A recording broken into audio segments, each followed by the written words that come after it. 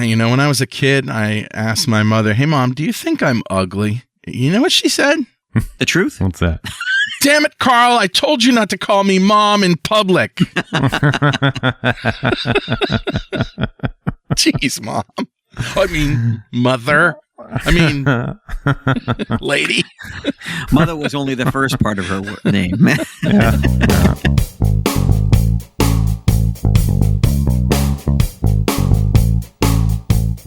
Well, hey, guys. It's another week in security. I'm Carl Franklin. That's Patrick and Dwayne. Patrick Hines, Dwayne LaFlotte. Hello. And we're going to talk about what happened last week in security news, as we always do. I thought it was security this week. Right? Yeah, it is security this week. You should call it security last week, because let's be real. We can't predict the future. You know, No. I don't think truth in advertising is really going to help us any. Probably not at this point. I think there was one cybersecurity company that said they could predict the future, and nice True. segue. Oh, so Well, let's give the headline. collapse of national security elite cyber firm leaves bitter wake. Yeah. oh, So this one, I feel bad about this one because I have connections through school to this crowd, and I know some of the people. We have people in common. So there's a company called IronNet that General Keith Alexander, who was the first commander of U.S. Cyber Command. He was Ozzy's first guitar player, actually. Exactly. Yes, that as well. No. Yeah. And he was, the NSA director. This guy had a stellar, 40-year career. He's a West Point graduate, more than 10 years before I graduated.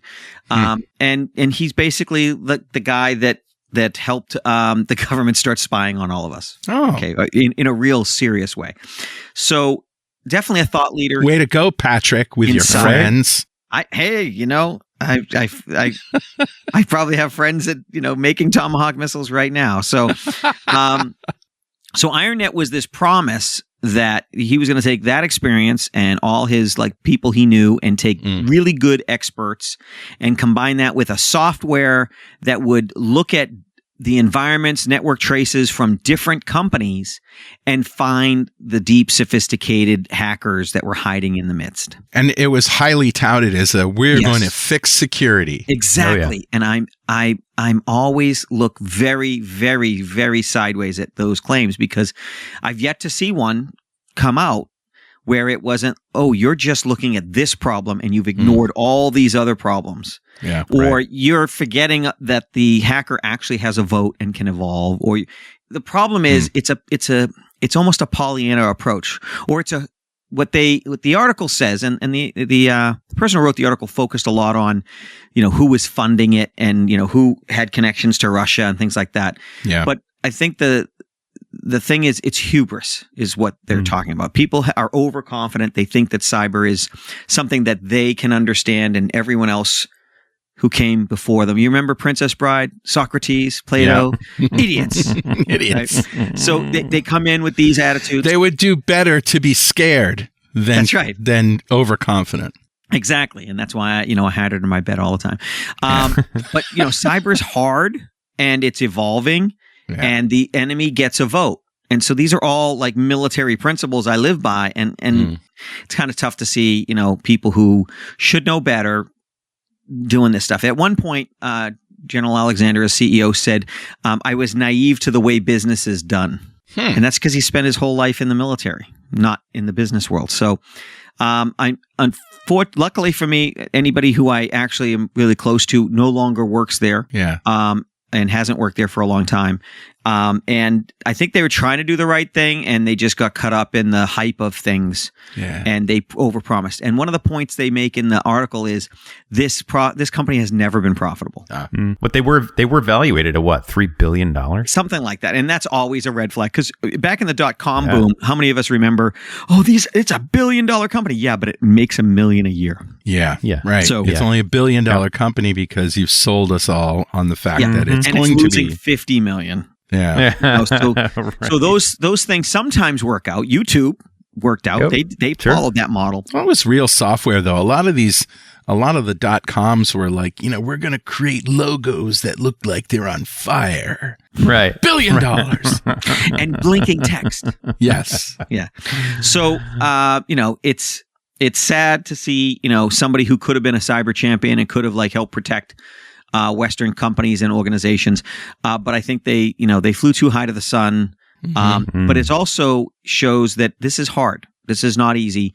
There's no quick fix. There's no easy solution. And that's the lesson here. I think so. Is that especially when people brag about and companies brag about, things like this, like they're going to fix the problem, right? How many times do we hear our company is going to eliminate spam forever? Yes. Oh my gosh. Yes. Did that happen? You can still buy it at the supermarket and cook it up. Yeah. Well, actually Google for Gmail did more to alleviate spam than Spam's anybody not the else. problem now. It's phishing. Yeah, phishing is a problem, and evolved. spam phone calls are still a problem. Right. Yep. So, Dwayne, how many times have we seen somebody come and say, "Oh, this solution they have is cyber is fixed"?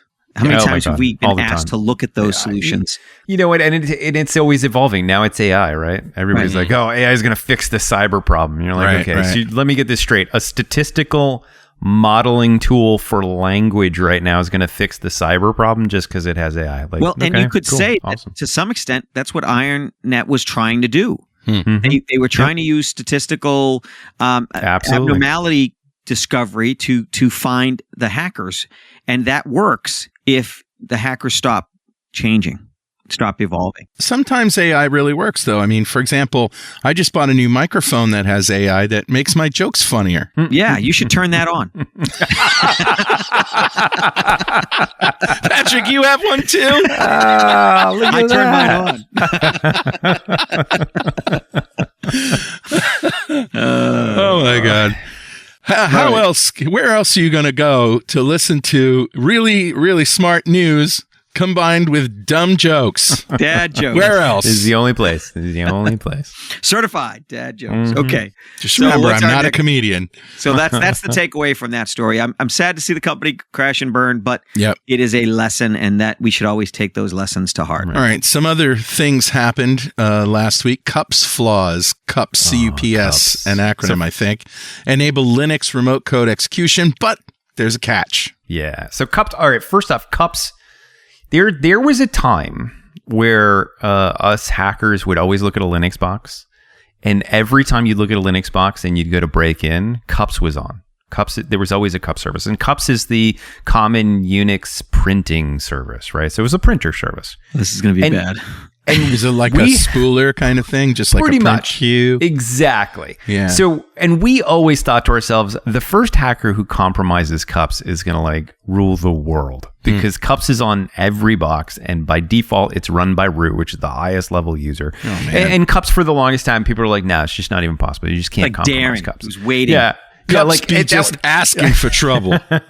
That would have been, honestly, that was usually the punchline of most jokes. We'd see a secure server and we go, okay, but you know what? Maybe CUPS is exploitable, and then we'd all have a laugh and walk away. Apparently, CUPS is exploitable. Oh. Who could have predicted that? Right? No, shoot. So this is actually a really interesting article that we'll post here from Evil Socket. The article actually walks through all of the way to discover this bug, using fuzzing and, initially just running something like netstat-anu, which shows you all the ports that are listening on your computer. And this particular security engineer went, this is weird. Something's listening on 631. How do I figure out what it is? And started walking down that path. Which is not the default, is it? No, that's the default. It is that UDP port. Yeah. And it's UDP. I thought they said that the flaw didn't affect default configuration. So there's something you have to do to it. No. So most people, you can configure this port. You can configure this service to only allow certain users to print. Mm-hmm. And by default of most installations, everybody can print.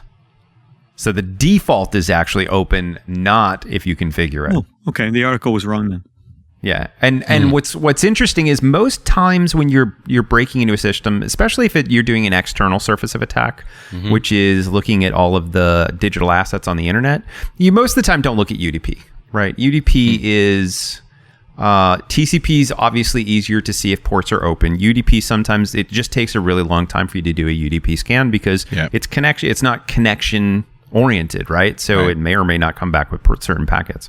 So UDP kind of gets overlooked in a lot of environments. So you wouldn't normally have this as something someone would pen test. But what's interesting enough is this ends up being a buffer overrun in cups. So yeah. So pretty ubiquitous out there.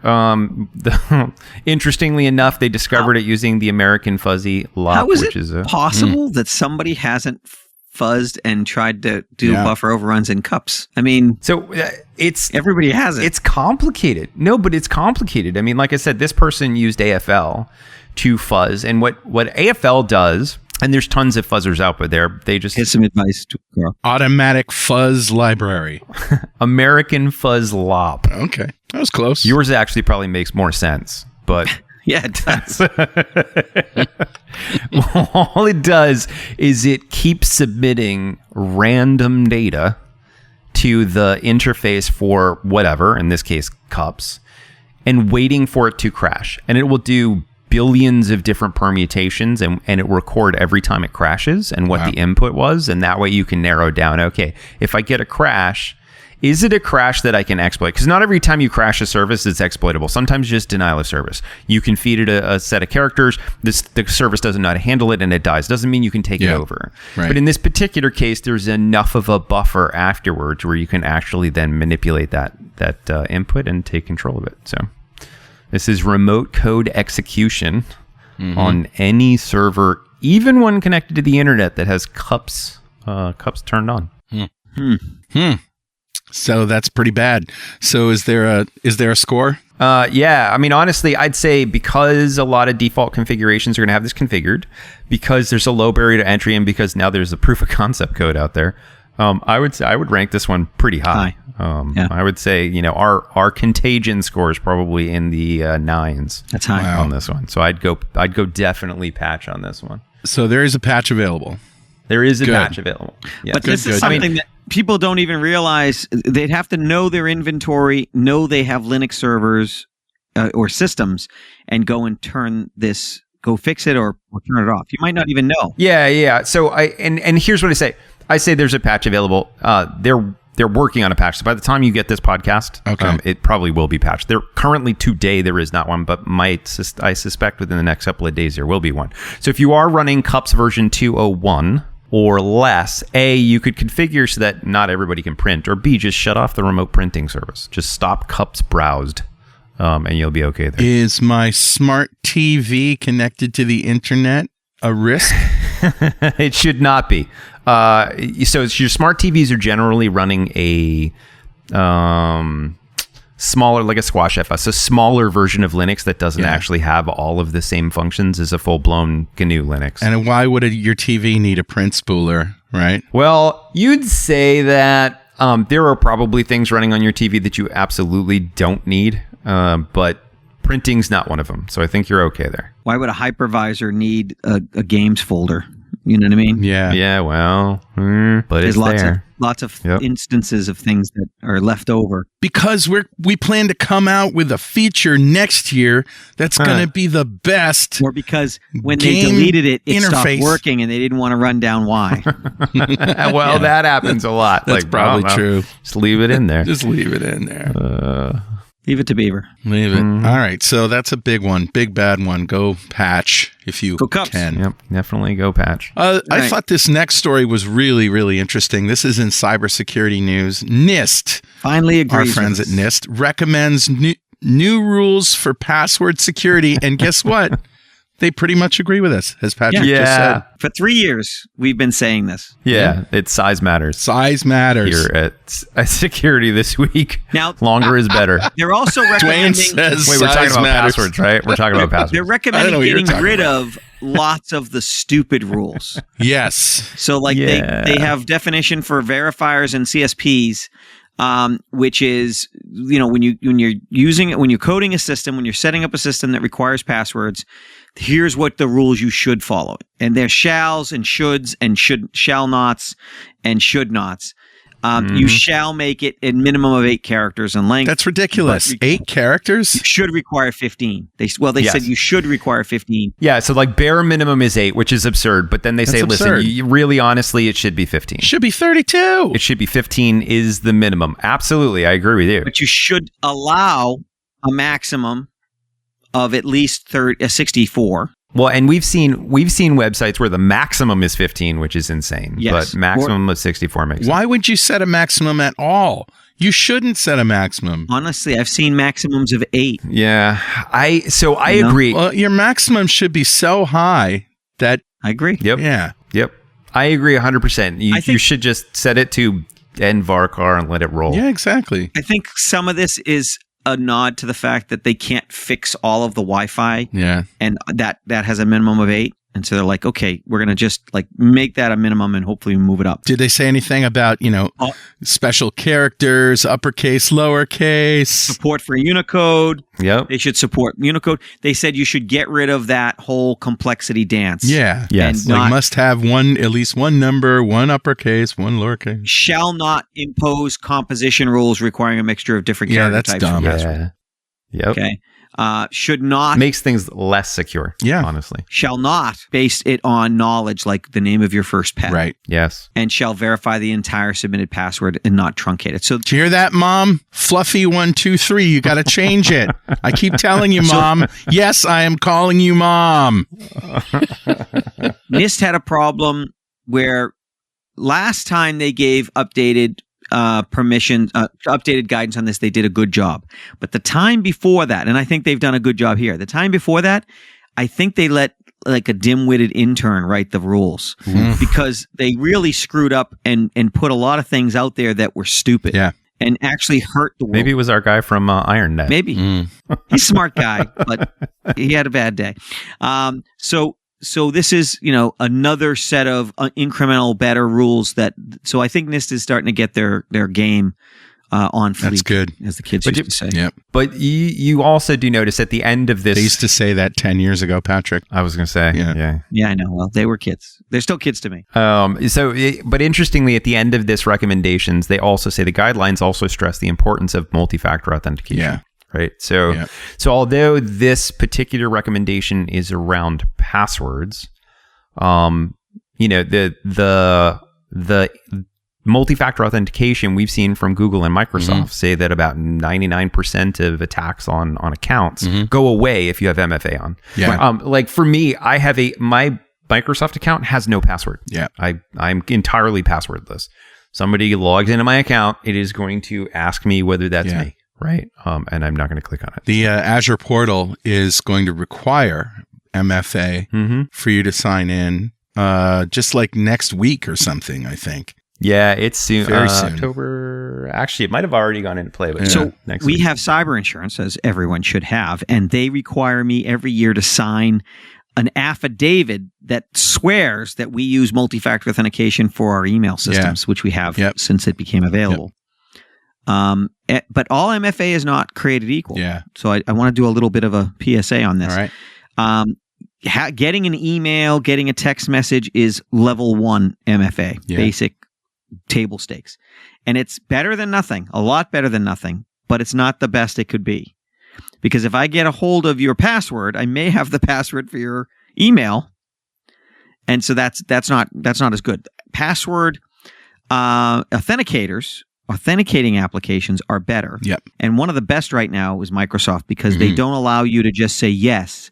You actually have to provide a number from the authenticator to allow it to go forward. So there's no way for someone to just send 50,000 requests and you to say, oh, yes, just do it.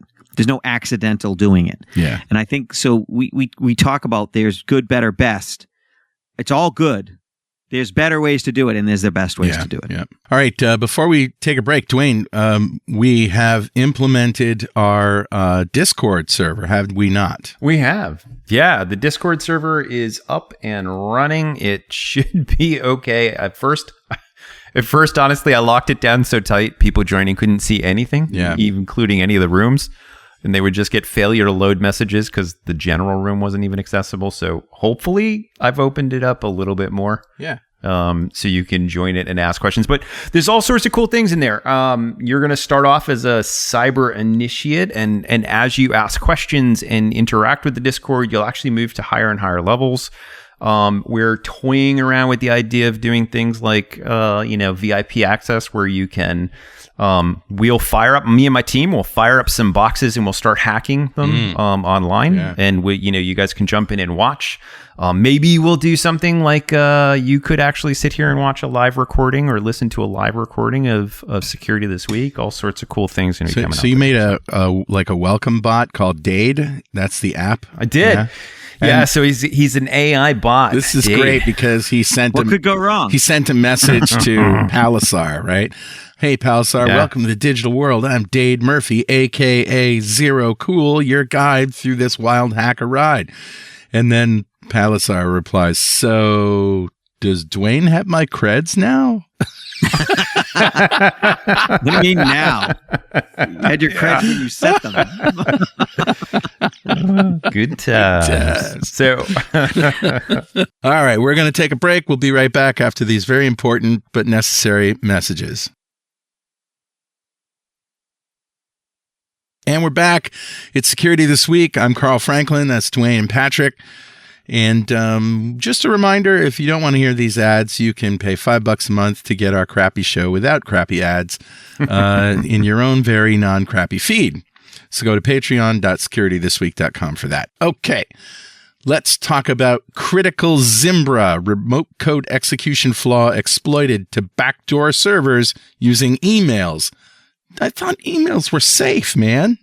Oh my God. And first off, Zimbra we've talked about Zimbra, I don't know, 9 times now over the last 3 years.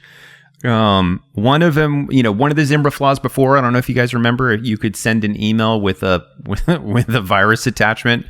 And when the Zimbra server went to extract the attachment to check if there was a virus, you could do what's called zip slipping to then infect the server. So there's just all sorts of issues here. In this particular one, which is interesting, is you can actually you can CC an email to the Zimbra server.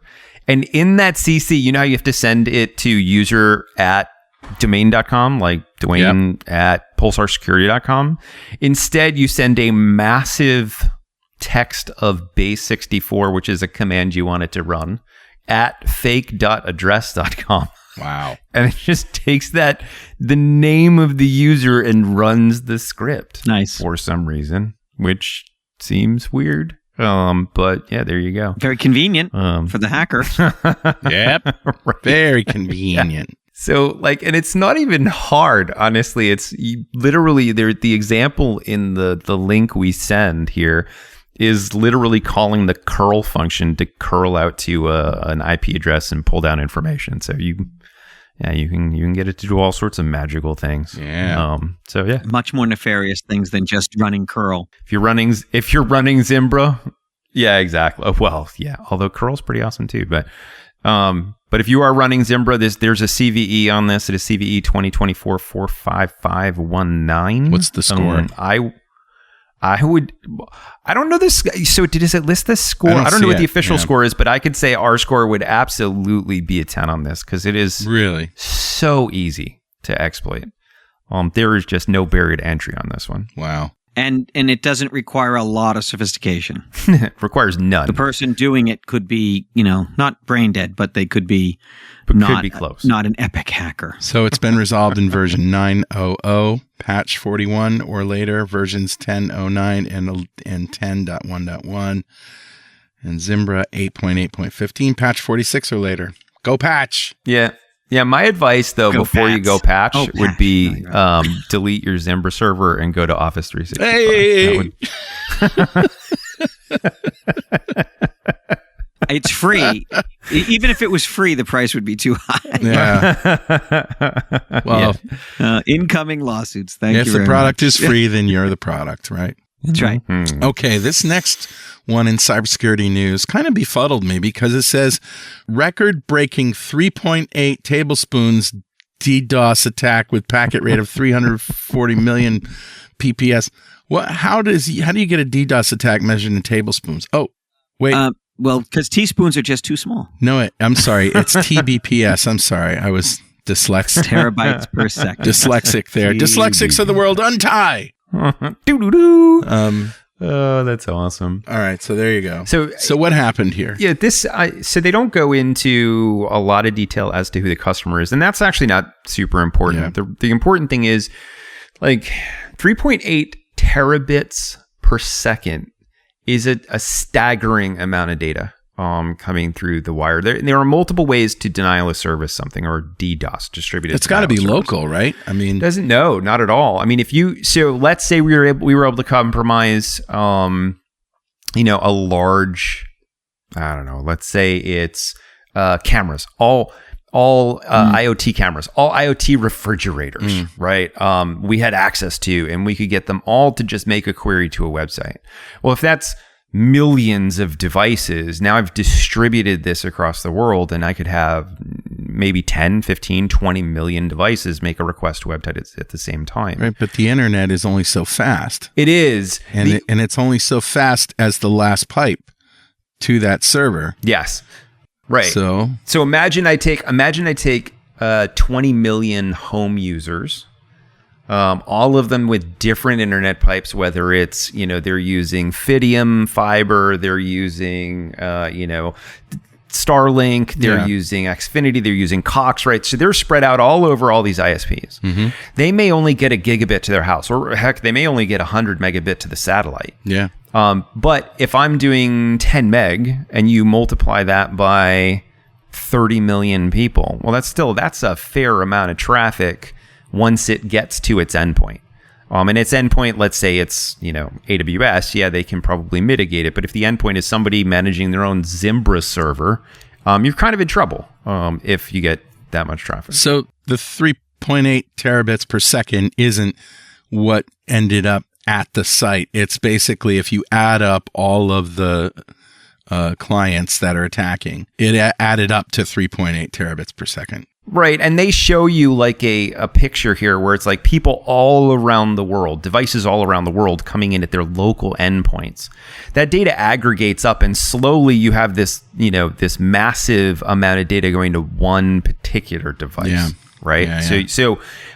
And this is really actually it's kind of neat. This obviously was a website of some sort because Cloudflare is in the middle of it. And Cloudflare does an amazing job at mitigating these things. They don't do it out of the goodness of their heart or for free. Actually, in some cases, I think they do. If you're like a reporter in, like I know Krebs at one point, Cloudflare was protecting his site because he used to report on all these cybersecurity things, and hackers would try to shut down his site all the time. But just interesting article on there's a lot of rogue computers out there under particular hackers' control. Bots, yeah, that can be putting out quite a bit of data. And in this particular case, almost 4 terabits per second is a lot of data. Well, so LOIC is a tool that you can use to do denial of services, and it can generate massive amounts of traffic from a single cable modem connection.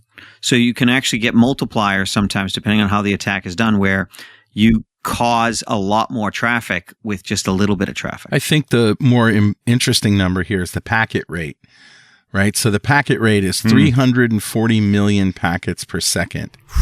Now that is hard to fathom, right? And so that is that rate measured at the server?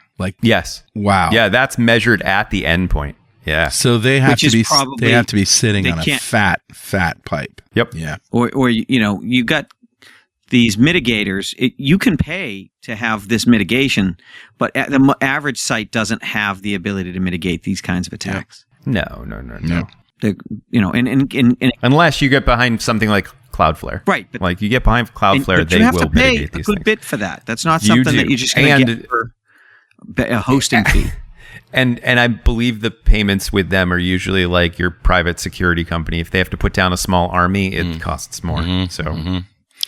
Wouldn't a nice cold glass of milk and a warm cookie be really good right now after all this bad news and all these warm all these people out there that are doing bad things. All right, so the story is fake browser updates spread updated warm cookie malware. All right, so warm cookie is obviously the malware, but what does it do? And how did this happen? Melts in your mouth. It melts in your mouth. Not in your hand. Wait, that's a different thing. No, it melts in your hand, not in your mouth. So a new fake update campaign targeting users in France leverages compromised websites to show fake browser and application updates that spread new versions of warm cookie backdoor. So this is to compromise. In its broad capabilities includes data, file theft, device profiling, program enumeration via the Windows registry, arbitrary command execution, so remote code execution on your box, screenshot capturing, and the ability to introduce additional payloads if they want to. So this is horrifying.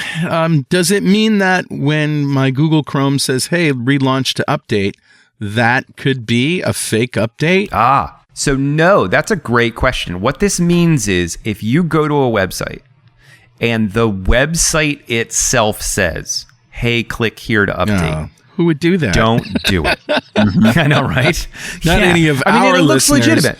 Not that guy in Discord who knows that you have his credentials. Heck yeah. Not those guys.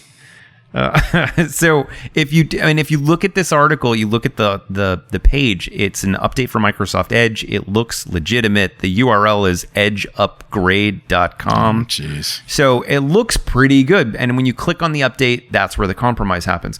So you're right though, Carl, in let's say Chrome, I don't go to Chrome, a web page, and click update. In the upper right-hand corner, it will say there are updates. It's literally not on the web page, but in the browser controls itself. Yeah. Right, exactly. Yeah. So the moral of the story here is if there's a web page telling you to update, never click on it. Never click on it. Right. Yes. It is always going to be a Tell the senior. That is not where they come Tell from. all the senior citizens and young children in your life, never click on ever. It's like gum. Gum comes in a package, not under a table. Free gum. God. Free gum. That's one of my favorite lines from Elf. It's not free gum. Yeah. It's not free candy. Yeah. All right. So perhaps the most interesting and horrifying story of them all we left for last. Large language models hallucinating non-existent developer packages could fuel supply chain attacks. Some of my favorite packages are non-existent. Oh my God. Now we have to worry about this. So good. I love this. I mean, you know what's funny is this is oh my God, really? But we've known about hallucinations in LLMs for how long now? Everybody knows when you ask ChatGPT or whatever an answer or ask them a question, it gives you an answer. You need to verify the answer. Yeah. That doesn't just hold true for you cheating on your English papers in high school, kids. That's also, for programming. If you ask it to program something for you, you're going to need to verify, A, does this code work? But B, are all the libraries it's pulling actually real libraries? Right. And apparently 19% of them are not. Yeah. Which is mildly And I use it for horrifying. coding help, just sort of as a, hey, let me bounce this off you. Or, what do you think about this? Or can I do this any better? I ask it that. And sometimes if I really don't understand how something works, I will ask it. But you're right. Sometimes it just makes stuff up. Mm-hmm. So it says, you could use the Bazidi Bedabas Zubarubo. And that has a value. That has a use. Because if you're designing logos, if you can actually lower the temperature, which lowers the risk of hallucinations. You'll get more steady, more predictable, less. Can you do that in code? Oh, I thought that was a callback to the flaming logo joke that I told at the beginning. I know, right? So what is logo? No, I'm not. No. Temperature is a setting in AIs that allows you tone down the likelihood that they'll hallucinate, but it also tones down creativity. Yeah, but you don't really have control of that, I don't think, in ChatGPT. You'd have to use the playground or something, right? Yeah. So there's a couple different things I will do with public LLMs. Like, for example, I will say every time you give me an answer, I need you to also give me the reference. Yes. And it will reference the websites that it pulled the information from, so I can go look on my own. And it quickly writes an article and publishes it that is fake. Ooh, AI, you've got me again. Sometimes it doesn't, though. But one of the things... Sometimes it says it gives you a link, and it doesn't. It just colors the text. Well, that's true. Yes. It's hoping you'll forget like an old person. Yeah. But but one of the things I do with code specifically is I actually really like the Copilot for GitHub add-on. That is really amazing at being able to ask it questions in your code. Yes. Like, hey, I'm looking for a thing that does this. Or, hey, there's lots of times, especially in our business, there's lots of times where we're looking at code to understand what it does. Like, what do we think this does? How is it breaking this up? And it's real nice to be able to just highlight a small section of code, right? Click on it and say, can you explain this, right? Break this down, right? I might not be a Rust developer, right? And maybe I have a couple questions on how things are running. Yeah. But having it write all the code for you, that's a general no-no, kids. So this is so bad that I'm reading the article, that across 30 different tests, the researchers found that 440,000 or 19.7% of 2.23 million code samples say they have generated experimentally in two of the most popular programming languages, Python and JavaScript, using 16 different LLM models for Python and 14 for JavaScript, contain references to packages that were hallucinated. Oof. So this is from people literally going up to ChatGPT and say, "Hey, write me a JavaScript system that does X," and then they spit out some JavaScript. They publish it and put it in their repo. Mm-hmm. How don't people test their code? You would assume so, but no. But you would be wrong. The other thing to note is a lot of these might obviously not be professional developers. Like I work with a lot of high school students who write code, and they all keep it in GitHub, and it's all public GitHub repos. So, you know what I mean? It's not necessarily that they've tested this or that they're planning on deploying it. It's just they had some sort of assignment they had to do, so they just posted to GitHub and said, "Yeah, this is my code." So yeah. Not that any of the students I work with would ever do that, correct, students? So maybe we should... No, Mr. Teacher. Maybe we should play the music. It's criminal career advice. Because, Dwayne, wouldn't it be a good idea if you were an evil hacker to go find some of these non-existent reference create them and make them Carl, do bad things? We have corrupted you thoroughly, sir. You have become very evil, Carl. Welcome to the I'm dark just side, trying to keep Carl. up with Dwayne, all right? Oh, good luck. Wow. That's awesome. Anything else we want to say about this crazy story? That was No, uniquely evil, I think Carl. Thank you. I think this is it. That one's put to Thank bed. you. All right. Okay. Yep. So I guess that's enough for now. We will see you next week, and we'll see you on Discord.